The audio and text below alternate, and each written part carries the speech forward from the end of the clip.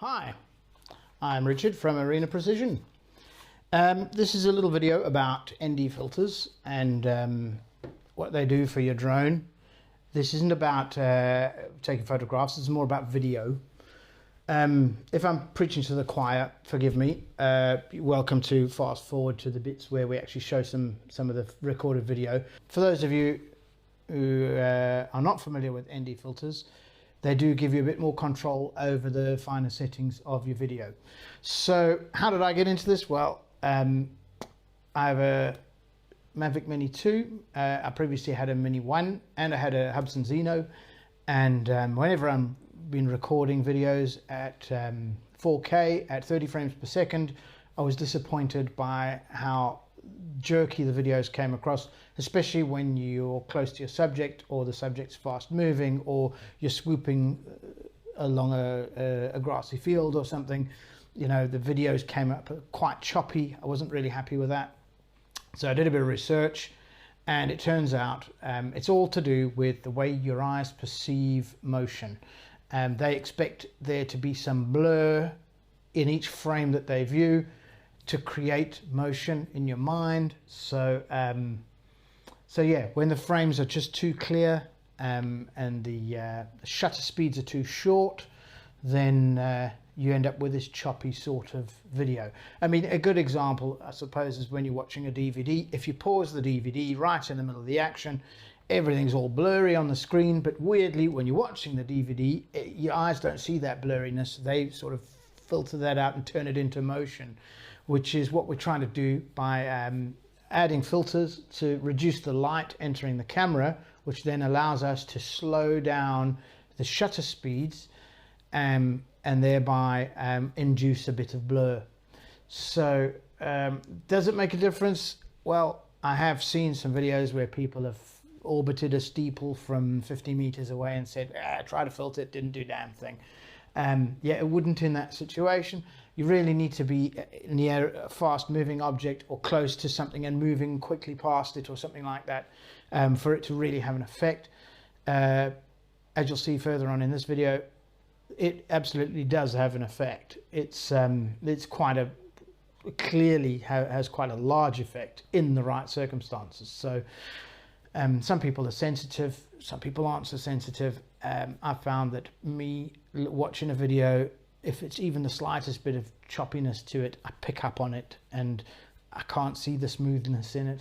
Whereas my girlfriend, she says the videos pretty much all look the same. She's not as sensitive to it as I am, obviously. So yeah, some people will be more affected than others. But yeah, I'll show you the filters I've purchased and how they fit on the Mavic Mini 2. They are not DJI branded, they're these Sunny Life ones.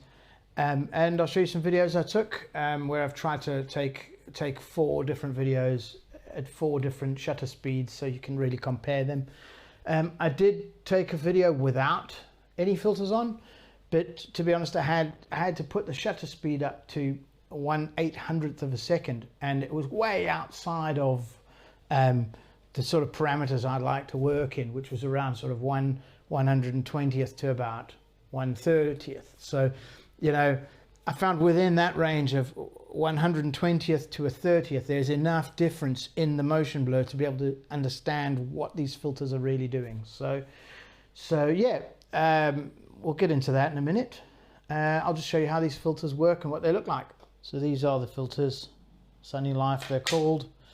I have 4 different filters here. There's a ND4, ND8, ND16 and ND32.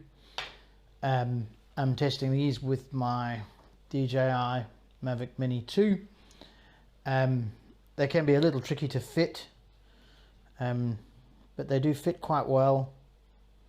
And I haven't had one come off, and I haven't had them affect the movement of the gimbal, so it doesn't seem to be an issue that they're not DJI branded or anything like that. So I'll show you how they go on. They are a bit fiddly to fit. They do clip over the gimbal. It is quite tricky to do it without getting fingerprints on the filters, but luckily they give you this handy cloth. But that's it. That's now clipped in place. You can see it's clipped over the gimbal, and as I said, they don't seem to affect the movement of the gimbal. It still moves okay. It hasn't given up any errors or anything like that. And the quality seems to be pretty good actually for the price. So I believe they have other options available, the circular polarized and things like that. But I figured, since I'd never had filters before, I'll just go with a basic set of 4 and see how it goes. One other thing to mention before we actually look at the video, there is this thing called the 180-degree rule. I've seen some people say that you really have to stick to it because it gives you the best looking video. I've seen other people saying the best looking video is the video you like the look of the most, so don't feel like you need to follow the rules. I'm not sure what it's based on. I suspect it's something to do with old film cameras and projectors and things. But the way it works is, if you're filming at 30 frames per second, according to the 180-degree rule, your shutter speed should be 1/60th of a second. And how would you calculate that? Well, I suppose I'm just surmising. 30 frames per second means each frame is 1/30th of a second long, and if your shutter speed is exactly half of that, it would be 1/60th of a second. I'm guessing that's how it works. I don't know. Personally though, I can see how it makes a difference, and you definitely get some motion blur at the 180-degree rule, but we'll see what we like most. So this is the first video at 1/120th shutter speed, and then the next video is at 1/80th with the 08 filter.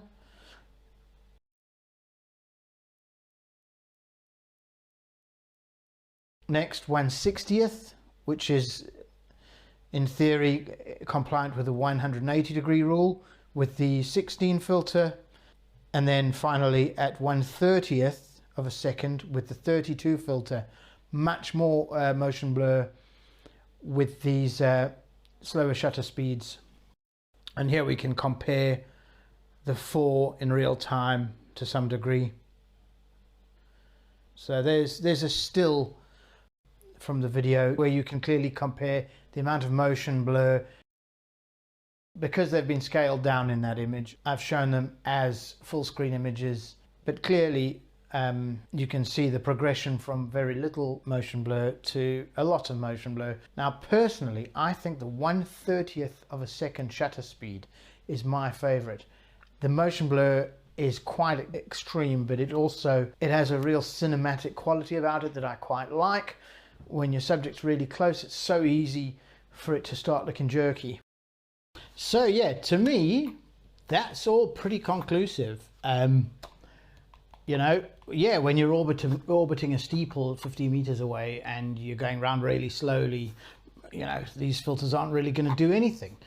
And obviously they have a completely different effect when you're taking photos. If you're wanting to create blurring effects in waterfalls and things like that, that's a completely different thing. But in this case, when you're doing these sorts of shots where you're swooping around, which is something I quite like actually, sort of high speed diving and swooping and around obstacles, yeah, they absolutely have an effect. If you don't see that, it might be because you're less sensitive to it, not necessarily because it's not there. Personally, me as someone who's quite sensitive to it, I think the 1/30th shutter speed gives you quite a nice cinematic blur that really makes it all smooth out in a way that's very pleasing to watch. So I think going forward, I'm going to be aiming for 1/30th of a second, even though I'm filming at 30 frames per second, which is definitely not following the 180-degree rule. That said, 1/60th of a second isn't bad either. It still has that cinematic quality, but it's very clear to see, especially when you look at the stills and you can see the difference quite clearly. The other way, obviously, of getting smooth video is to record at a higher frame rate. But you know, this is what I was doing before I discovered this. was filming at 60 frames per second. With the Mini 1 that would have been at 1080p, or with the Mini 2 you can do that at 2.7K, which is all well and good, but to be honest, you know, YouTube for instance can display videos at 60 frames per second, so you can have them display at their proper frame rate on YouTube, but not everywhere. So when you share them to your friends on WhatsApp or something like that, they're not going to come out like that, or on Facebook. So it all depends what you want to do with the video, and it does make for some big files, because 60 frames per second is excessive, really. So as much as it looks gorgeous, it looks smooth, just using filters and messing with those shutter speeds can get you something like that without the massive file sizes and the need to resort to 60 frames per second. I found this whole test quite fascinating, and I've learned a lot from this as somebody who's not an expert in photography or drones or anything for that matter. It's all been quite interesting to see what people are talking about and experience that in a real scientific proven way, and also to see that the people who are saying it has no effect are 100% wrong. Yes, it may not have an effect in their video at some point, or they might just be not very sensitive to it, but it definitely has an effect. So yeah, hope you enjoyed this video. Leave a comment if you want to, and thanks very much for watching.